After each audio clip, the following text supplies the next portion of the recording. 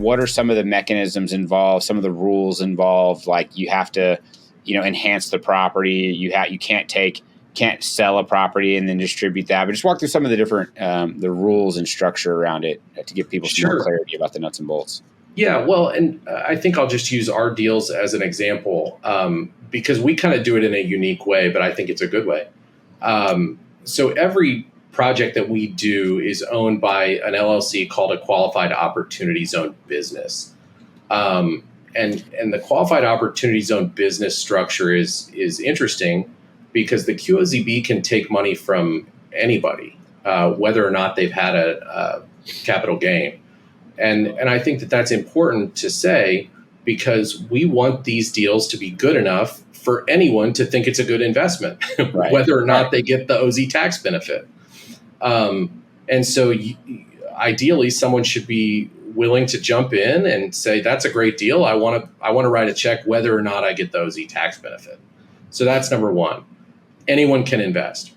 But if you want the tax benefit of the opportunity zone, then we can give it to an investor in multiple different ways.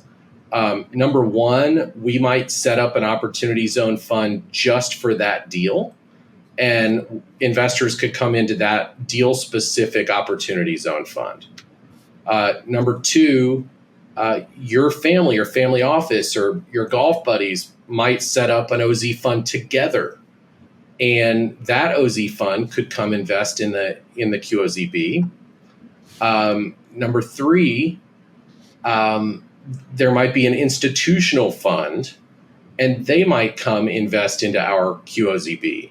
So there's really 4 different ways that we've seen people invest into our deals. Number one, with non-tax advantaged money.